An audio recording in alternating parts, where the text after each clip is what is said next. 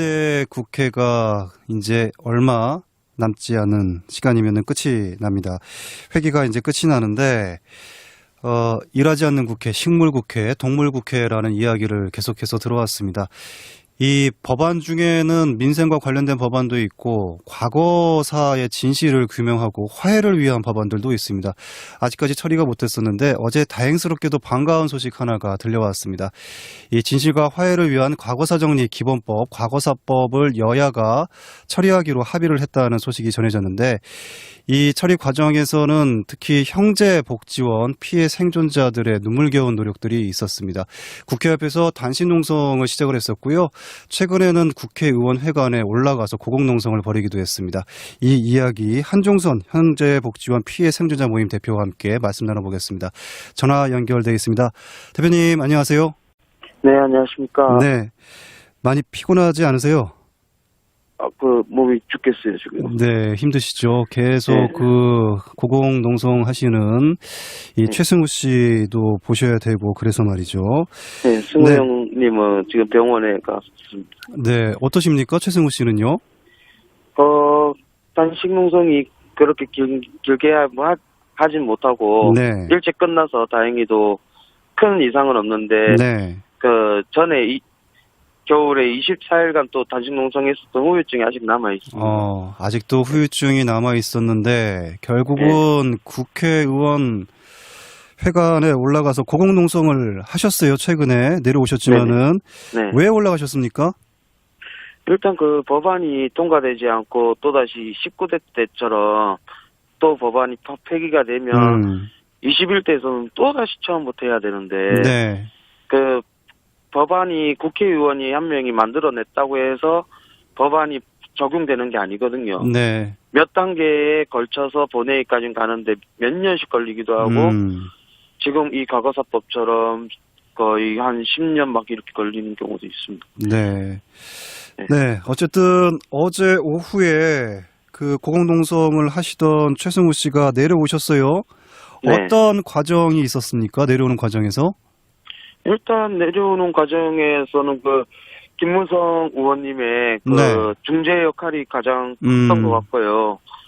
그리고 이제 이채익 의원님과 그리고 홍익표 의원님이 여야 간의 합의를 이렇게 통 크게 대승적으로 받아주신 부분에서 너무 고마웠고, 그리고 한편의 드라마 같은 느낌 같은 거 있지 않습니까? 네.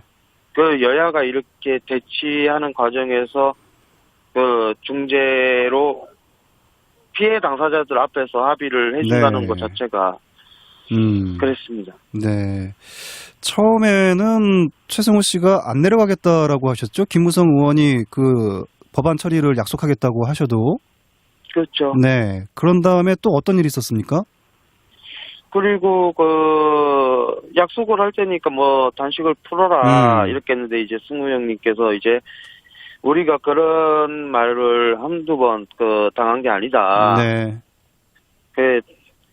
좀 신뢰할 수 있는 무언가를 좀 보여줬으면 좋겠다. 네. 통과시켜줘야지 내려가겠다 이러니까 각서라도 써줄까 이런 이야기까지 된 거고, 그래서 이제 저희 쪽에서는 그렇게라도 해주시면 신뢰를 가지고 한 번 더 믿어보겠습니다 이렇게 된 건데, 언론까지 다 와 있는 상태에서 홍익표 의원님하고 이채익 의원님을 부르셔서 설득을 하게 됐고, 그 자리에서 이제 또 합의가 이루어진 거겠죠. 그렇죠. 네. 그래서 이제 각서 쓴 효과보다는 대국민을 상대로 다 보여드린 모습이라서, 각서보다 더 효과가 있는 모습이라서 저희들은 한 번 더 믿고 이렇게 내려오게 된 거죠. 네. 어쨌든 어제의 이 김무성 의원과 국회의원과 다른 의원들이 했던 약속은 물론 형제복지원 피해 생존자들과의 약속이기도 하지만은 국민과의 약속이기도 하잖아요. 그렇죠. 제대로 된 과거사를 정리를 해서 진실과 화해를 이끌어내겠다는 국민과 이 정치권의 약속이기도 합니다. 잘 지켜지기를 바라겠고요. 네네. 그동안 이 형제복지원 피해자 생존자들께서 18대 국회, 19대 국회, 20대 국회에서 계속 이 과거사 정리를 해야 된다, 진실을 규명해야 된다 요구를 해오셨죠? 네네. 네. 그동안 어떤 내용들을 요구를 해오셨습니까? 일단 우리를 왜 잡아갔었는지에 대한 그 이유부터 좀 알 수 있게끔 진상규명위원회를 빨리 설치해달라는 거였죠. 네, 그렇죠. 네. 그래서 지금까지 우리는 한결같이 진상규명위원회를 꾸려서 네. 억울함을 풀 수 있게끔 진상규명만 계속 요구해왔던 거죠. 네. 그리고 배상이나 뭐 보상이나 이런 이야기는 그 후의 이야기인데 우리가 할 필요가 없다. 네. 이렇게 한결같이 진상규명만 요구하고 있었습니다. 네. 배상, 보상, 책임자 처벌 이것보다 진상규명이 먼저다. 이야기를 계속 해오신 거잖아요. 그렇죠. 네.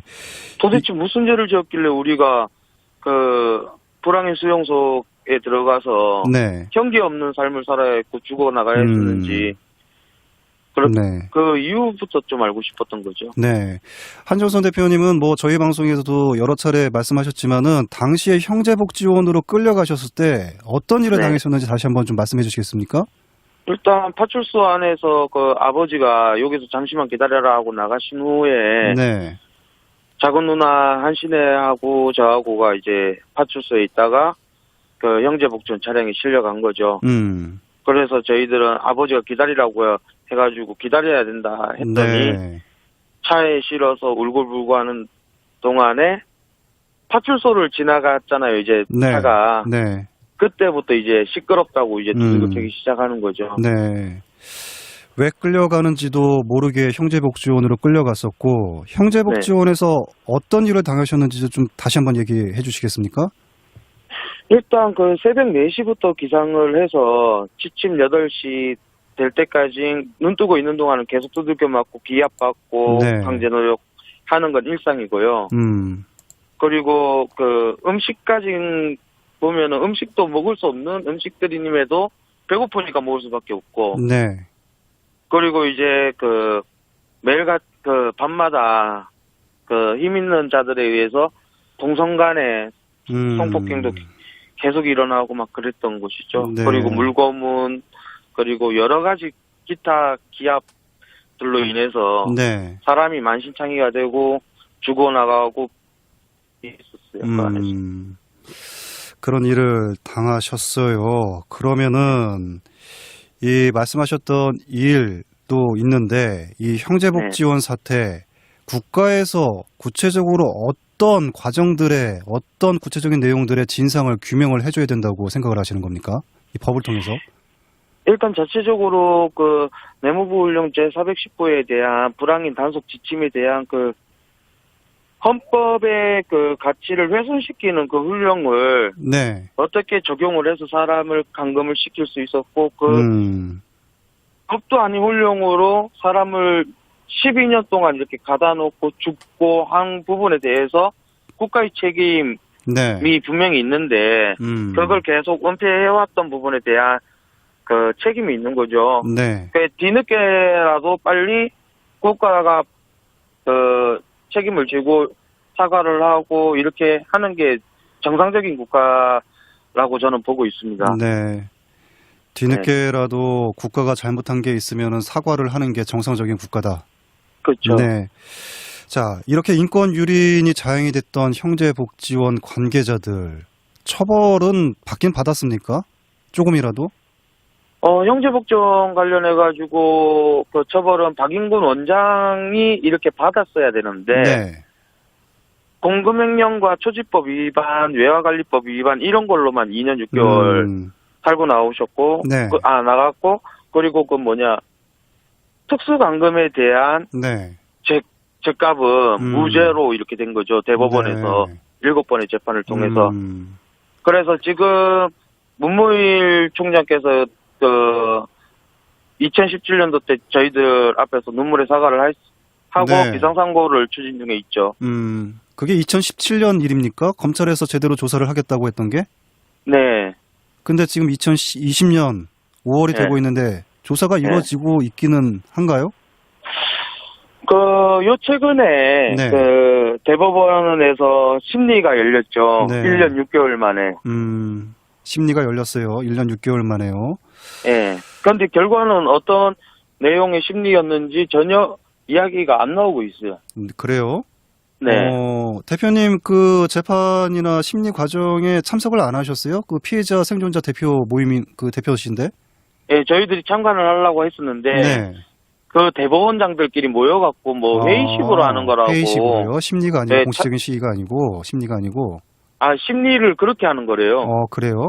네, 외부인들이 참관을 못 한다고 하더라고요. 그렇군요. 네. 네. 그러면은 결정적으로 형제복지원의 책임자들은 정작 중요한 인권 유린, 폭력, 살인 이런 거에 대해서는 전혀 처벌을 지금 안 받은 상황이잖아요. 그렇죠. 네. 이분들 그리고 제일 네. 뭐니 하더라도 책임자라는 것은 국가죠. 네.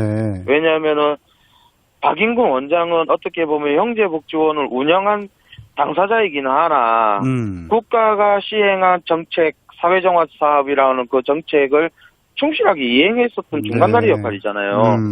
그러면 헌법을 위반한 그 정책을 만들어낸 것은 국가고 그 네. 뒷돈을 대준 것도 국민의 세금으로 대준 거기 때문에 네.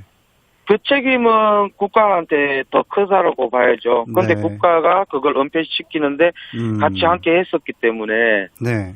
그 박인근 원장이 특수강금에 대해서 무죄가 됐던 것도 그런 하나의 그 커넥션이 있었던 것 같습니다. 네. 그러면은 아직 뭐 법이 통과가 안 됐습니다. 어쨌든 네. 여야가 합의해서 처리를 하겠다라고 약속을 한 상태고요. 네. 이 과거사법이 제정이 돼서 국회 통과를 하게 되면은 네. 어떤 역할을 할 수가 있습니까? 누가요? 이 법을 통해서요. 이 법이. 이 법은 말 그대로 이제 대한민국에 여러 그 과거사 사건들이 많지 않습니까? 네. 억울하게 희생되신 분들도 많고요. 음. 그래서 그걸 과거사법이 할 수 있는 것은 지금이라도 그 때늦은 그 아픔을 치유할 수 있는 과정의 발판이 될 수 있는 거고요. 네. 그리고 그 진상규명을 통해서 이제 명예 회복을 할 수 있는 거죠. 네. 도대체 내가 왜 잡혀갔고 어떠한 일로 우리 가정이 이렇게 폭삭 주저앉을 수밖에 없었는가. 그 네. 핵심적인 것을 알 수가 있는 거고 그 국가는 또 그거에 대한 책임을 피해 당사자들한테 그 너무 오래 기다리게 해서 미안했다 하면서 상처를 치유할 수 있는 기회가 주어지는 거죠. 네. 알겠습니다. 어제 그 국회에서 여야가 이 과거사법을 통과시키겠다라고 합의를 하겠다라고 약속을 하고 나서 이 피해 생존자분들하고 말씀을 좀 나눠보셨습니까? 누구랑요? 저희 네. 저는 지금도 아직 그 국회 앞에 농성장에 있는 상태고 네. 승우 형님은 병원에 가고 지금 안정을 취하고 있는 상태라서 네. 그 아직까지는 제가 그 우리 피해 당사자들 전체적으로 한테는 연락을 못 드렸어요. 저도 네. 어저께 완전 넉다운이 돼가지고 농성장에서 바로 시체가 된 것처럼 잤어요. 네. 기분은 어떠셨어요? 최승우 씨가 국회의원 회관 지붕에서 내려오실 때. 그냥 꿈 같은 하루였던 것 같아요. 네. 제가 10년 동안 국회 앞에서 이렇게 농성하면서 여야가 이렇게 막 웃으면서 합의를 보고 악수하고 하는 모습이 네. 그 감동 같은 느낌을 너무 크게 받았고요. 네. 어저께 그 홍익표 의원하고 이채익 의원님께서 양손을 잡고 합의를 할 때 저는 이런 느낌을 받았어요. 네. 앞으로는 국회가 좀 쟁점 같은 거는 있겠지만은 우리가 서로 잘 화합하고 타협하고 싸우지 않는 국회로서 그 민생 법안에 더 충실하게 해서 국민들 아프게 하지 말자 이런 느낌을 받은 것 같거든요. 네. 그래서 21대 국회에서는 좀 더 미래지향적인 국회가 되지 않을까. 그리고 20대에서는 우리의 아픔을 치유할 수 있는 법안을 통과시키겠다고 하셨으니 그 약속을 한 번 더 믿게 된 거죠. 네. 농성장에서 아직 계시고 계신 거죠? 국회 앞에. 네네. 네. 철수 안 하시는 이유도 있을까요? 일단은 법안이 통과돼야지만 그 눈으로 확인해야지만 네. 철수할 수 있는 부분이고요. 네. 그래서 저희가 지금 3년째 노숙농성을 계속 하고 있었던 이유가 그거였죠. 19대에서도 그 법안 통과시켜 줄 것처럼 이렇게 이야기해서 우리가 단식 농성을 풀고 네. 집으로 내려갔었던 거였는데 그랬죠. 19대 때 법안이 폐기가 됐었잖아요. 네. 예. 그런 일들이 있었습니다. 어쨌든 과거사법이 통과돼서 형제복지원 등 과거사의 진실이 규명이 되면은 이 형제복지원은 45년 만에 진실 규명이 이루어질 수 있는 계기가 될 수가 있는 거죠. 그렇죠. 처음인 거죠. 네. 예. 끝으로 청취자분들께 못다한 말씀 있으시면 해주시고 마무리하겠습니다. 예, 한때 저희들이 불황인이라고 손가락질 당하고 했었던 아픈 날들이 있었는데, 네.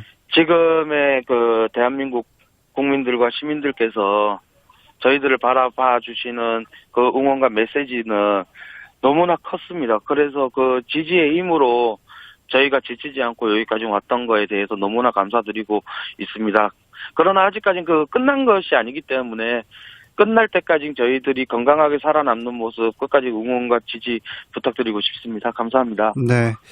건강 잘 챙기시고요. 법안 통과되는 모습 국민들과 함께 같이 지켜보도록 하겠습니다. 오늘 말씀 고맙습니다. 네, 감사합니다.